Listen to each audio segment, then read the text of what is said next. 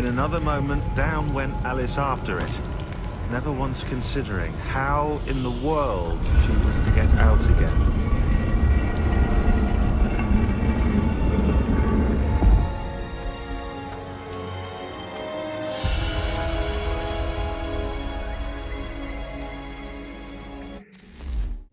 Would you look at that? What is it? If I had to guess, I would say it's a counter. And judging from the iconography, I think it's safe to say when that's emptied, the end begins. Honest answer, please, Desmond. Do you think we're getting out of this alive? I don't know. I mean, it's a pretty tall order. If the first Civ couldn't save the world, how the hell are we supposed to swing it? We have some time. We have less than 2 months. They had decades and a lot more resources. And the worst part is we knew this was coming for, what, hundreds of years? History repeats, it seems. The first Civ was so busy with their war against us, no one even noticed what was happening. We get advance warning and then fall to fighting with the Templars. Lovely. Hopefully, whatever's behind that door will make a difference. And if it doesn't, well, at least we tried. You need to get it together, kid. We're running out of time. That was unusual. Well, I'm just going to pretend that this never happened and get back to bringing everyone up to speed on where we stand. The news isn't good. It appears this temple is powered by a collection of, well, I guess they're batteries. You found one on your way in, but there aren't any more, at least not down here. Any idea on where we can find replacements? Not yet, so I intend to tiptoe into the Abstergo database. Now, if I can cross-reference these particular devices with their database, then maybe we'll get lucky. See what you can do. Obviously. Anyway, Desmond, you can either take a look around here or we can head back to the Animus. Hello, Desmond. How's things? Same old. Another day, another ancestor. Who'd have thought you'd have a Templar in your family tree? I think he started out as an assassin. They must have turned him. Right you are, in fact. I've been reviewing our archives, and it appears that Hatham's father was indeed an assassin, which means he was likely one too, at least for a little while. What else did you find? That fella from the opera, Reginald Burge, Grand Master of the London chapter of Templars, he and Hatham's father, a man named Edward, well, they were long-time rivals. Now, it appears Birch got his hands on Hatham at a rather young age. Worked his wiles to convince Hatham to switch sides. Wonder how he did it. I'll see if I can't dig up more. Welcome back, Desmond. You'll be happy to hear there's actually good news for once. Yeah? I've managed to locate a power source, and it's relatively close by. Up for a trip to Manhattan? Is it safe to leave? Abstergo's gotta be looking for us. Obviously it's not safe. Can't exactly sit around here hoping to get lucky though, can we? We need that power source. Besides, I'm sure you can cook up some way to hide our movements. Maybe. The Templars have access to all kinds of satellites and camera systems. We'll need to find a way to mask our digital signature. I can probably camouflage the van too. But there's not much I can do for us. That's an easy one.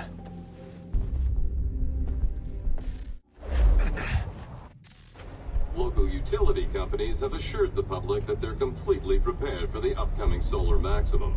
Disruptions to service are expected to be minimal. If only they knew. Oh, hold still. That's a lovely view. Seriously, Shaun? Fuck you. Jesus. Look on the bright side. No security to worry about. And on the not so bright side, the slightest misstep means you're effectively paced. Shut up, Shaun. Almost there, Desmond. Once you reach the top of the lit-up crane, you should be high enough to make the jump. Should? It'll be fine, don't worry. Well, you might want to worry a little. I'm pretty sure she was high when she was running the numbers. Shaun! A joke. It was a joke. Or was it?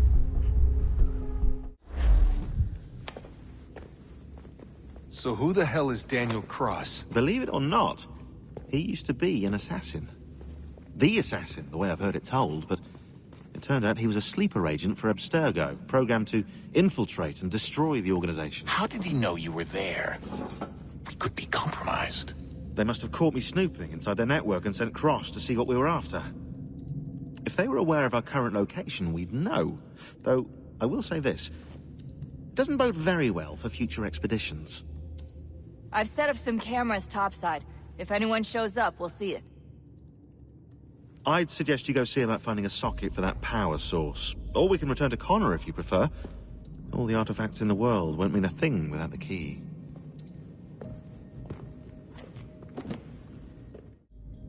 But do you think she's like literally down here, waiting somewhere, still alive?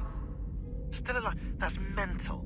That means she'd be at least 75, 80,000 years old? Well, powerful, yeah, but not that powerful. They came down here looking for a way to survive. Maybe they found one. Ah, Desmond, there you are. Can I ask a favor? Maybe. When this is all over, I'd like to try turning the dial back on the Animus. Like, all the way back. To the time of the first civilization. You think it would work? There was no real loss of fidelity when you visited Altair. Then again, that was about 1,000 years ago, and I'm looking at going back at least 70,000 more. Sure, I'd be up for it. It'd be interesting to see what things were like back then. Excellent. I think it would prove most enlightening. So this is how it started. What are you up to? Just brushing up on my American history. I say history. They certainly teach you strange things in the States. Like what? Well, for all the talk of this being a revolutionary war, it was a civil one. Well, not that kind of civil. I mean, there was no America versus Britain. It was Brit on Brit action. And you can clearly see how the whole thing got started. One war gave birth to the other. You mean the 7 Years' War? Exactly. Seems the Crown overspent in its attempt to keep the French out, wound up with a great deal of debt. Believing that the colonists should help to shoulder the burden, new taxes were created. It was a reasonable request, even if Parliament was rather, well, undiplomatic about it. Well, it's not really fair to tax people for a war they didn't want any part of. What? Didn't want any part of? Did you not notice George Washington with Edward Braddock? He was right there in the middle of it. So here you have the Crown spending who knows how much money to secure a place for the colonists to thrive, and then, when they ask for a little bit of help... Right, look, think of it this way. King George and the colonists, they all go out to dinner, right? And when the bill comes, George asks for them to kick in and pay their share. Fair enough. But keep in mind, he's been taking them out to dinner, gratis, for decades now. But the colonists, oh no, they insist they only had a glass of water and a side salad. Never mind the table's full of half-eaten food and empty bottles of wine. Then when the king points this out, what do the colonists do? Oh, they flip the table over and they storm out the restaurant. Probably intending to return later and burn it down. You left out the part where the king pointed a gun at the colonists and asked them to cover dinner for everyone in the restaurant. Right, yeah, interesting take. If he pulled out a gun, and I'm not sure he did, it would only have been after the 100th failed attempt at getting them to pay their fair share. But how do you define someone's fair share? Oh, well, with a war, apparently. I wonder how many other places like this exist. There are dozens of them, all over the world. And somehow no one's ever found one before us. I don't think that's true. Oh? When I was at Abstergo, Vidic talked about silencing discoveries made by non-Templars. And I'm sure Abstergo has dug up plenty. The things they must know. Regretting throwing in with us? No. Just looking forward to when we can finally trounce those bastards so I can dive into their archives. Stick close to the crowd and you should be okay. Or look for a way around it. Seriously, what is the deal with stadiums and piss troughs? It's disgusting. And who thought they were a good idea? Troughs are time and cost efficient. I don't even see a stall in here. What if I have to take a dump? Yeah, please just mute the microphone, if you do. Oh, unbelievable. What's up?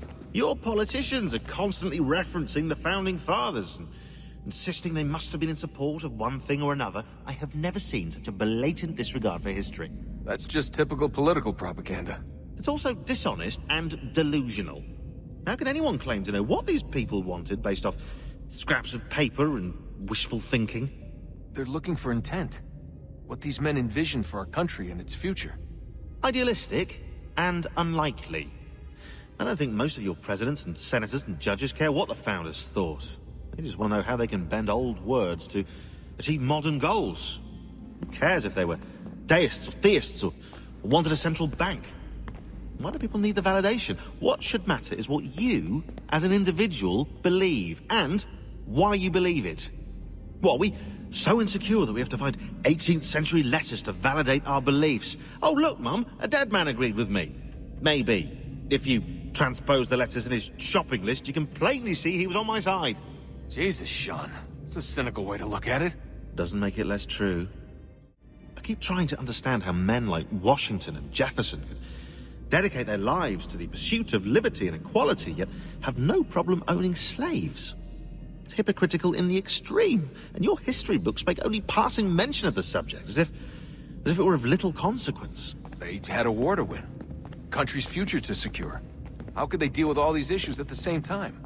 Spoken like a true apologist. We hear it today, too, that matters of civil rights and equality must wait. There are conflicts to settle, economies to salvage. What do any of these things matter if the people are not free and equal? All of them. I wish there was a way for us to share what we learn from the Animus with others. Imagine being able to accurately answer questions about the past, or experience lost civilizations. But how would you cite it? We can't just reveal the machine's existence to the world. Why not? Desmond's right. It would be dangerous. And we still haven't found a way to manage the bleeding effect. Maybe when we're done saving the world, we can look into it. Even if we do manage to stave off the apocalypse, it's not like the Templars are simply going to disappear. I suspect our fight will continue long after this latest battle is finished. I'm telling you, there's something down here. Don't be daft. I don't know, maybe they were sleeping or something and we woke them. Some kind of cryogenics? Or hibernation? I mean, how do we know what the hell they were doing down here? They were working on a bunch of different solutions, but nothing worked. Just went from one to the next, and then... I don't know. They must have left at some point. After the end. I wonder what the world would be like if they'd succeeded. I'm more concerned about what it'll be like if we don't. Oh, look at that. I found a third power source. Already? It popped up in an earlier search, but I've only just managed to confirm it. Where? There's a museum in Cairo with one on display. I guess Connor will have to wait. No, you stay. We need to find that key, and time is running out. I'll make the trip. What about Cross? Everything's going to be fine. I'll be back soon. Ready when you are, Desmond. Something's happened, Desmond. Abstergo has your dad. Where? Italy. Same place they were holding you. What are you two waiting for? Let's go. There's more.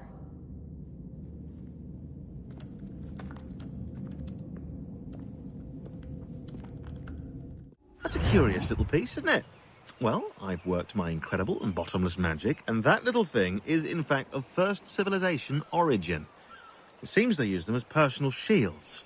It gives off a rather powerful electromagnetic field, explains its aversion to metal, also explains why Kid's legend tells of him being invincible. Having that trinket in your pocket would easily bend a musket ball's trajectory. Nifty little thing, really. Anyway, just thought you want to know. Please do carry on. Hey, Desmond, didn't Subject 16's... His name was Clay. Sorry, didn't Clay say Washington was a Templar? No, he indicated that Washington came into contact with an Apple of Eden, but beyond that, it's all speculation. Furthermore, judging from the portrait referenced by Clay, the event occurred much later in Washington's life. Perhaps Connor wasn't even involved. It's very hard to know for sure. We'll just have to wait and see what, if anything, happens. Hey, when this is all over, we should take a trip somewhere. Celebratory vacation. Yeah, that sounds nice. Now listen to you. Italy, Brazil, and the United States, all in the span of a few weeks. And you're complaining about not getting out enough? Seriously, Shaun?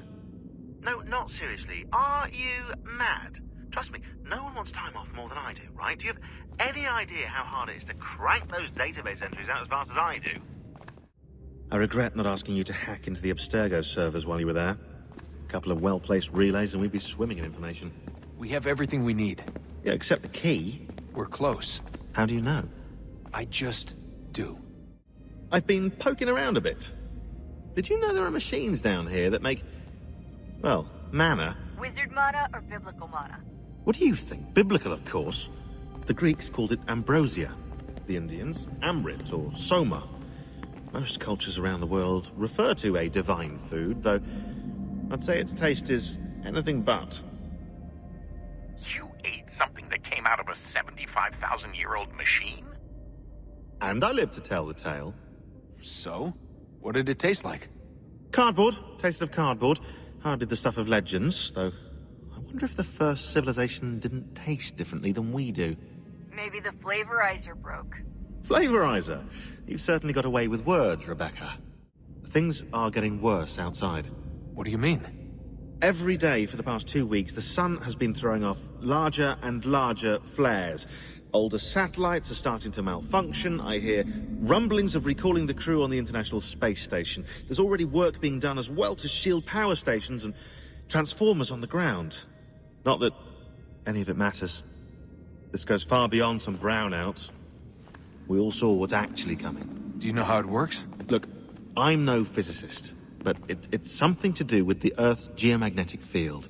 The flares and mass ejections disturb it, which appears to trigger seismic events. I've tried reaching out to people who might know better, but they all insist it's bunk. And I don't blame them. It sounds ridiculous. I wish it was.